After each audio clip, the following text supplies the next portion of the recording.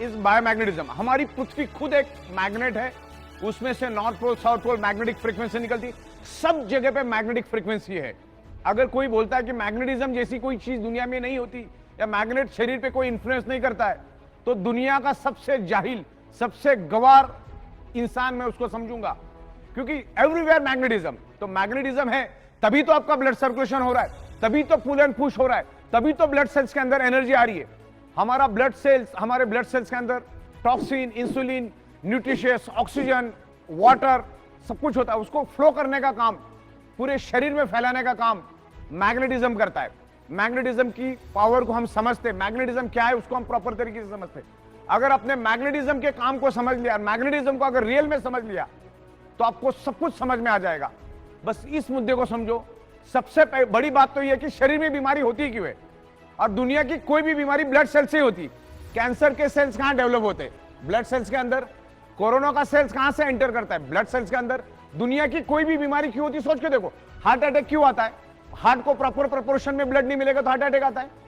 अगर पैरालिसिस क्यों होता है? क्योंकि ऑर्गन पार्ट को प्रॉपर प्रोपोर्शन में ऑक्सीजनेटेड नहीं मिलेगा तो बॉडी के स्पेयर पार्ट काम करना बंद हो जाते हैं, हमारी बॉडी की फंक्शनिंग बंद हो जाती है। कोई भी बीमारी उठा लो, पैरालिसिस से लेकर जितनी भी बीमारी आपको मालूम है, उसका रूट कॉज आपको एक ही मिलेगा, ब्लड सर्कुलेशन की कमी, ऑक्सीजन की कमी।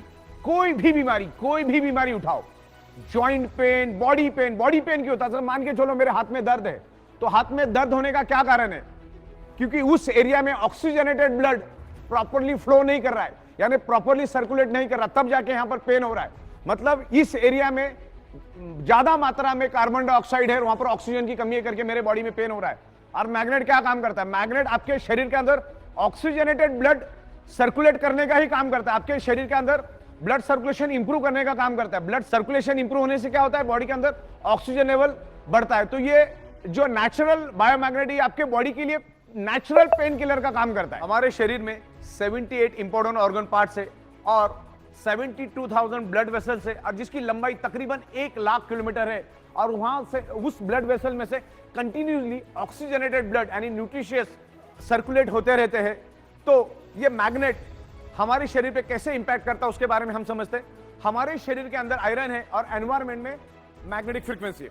अभी जो आप अगर हमारे मैग्नेटिक मैट्रेस पे सोएंगे तो उसमें हमने north pole south pole magnetic frequency generate की है। तो हमारे शरीर के अंदर के आयरन को वो अट्रैक्ट होके पुल एंड पुश करना शुरू कर देता है। आयरन को लेके हमारा मैग्नेट आयरन को लेके भागना शुरू कर देता है, जिससे ब्लड वेसल्स के अंदर एक लंबा वैक्यूम क्रिएट हो जाता है। साइंस कहता है जहां पर खाली जगह है वहां पर oxygen with in a fraction of second पहुंच जाता है। अब ये पानी है, ये पानी के अंदर 70% वाटर है, 30% क्या है? ऑक्सीजन है।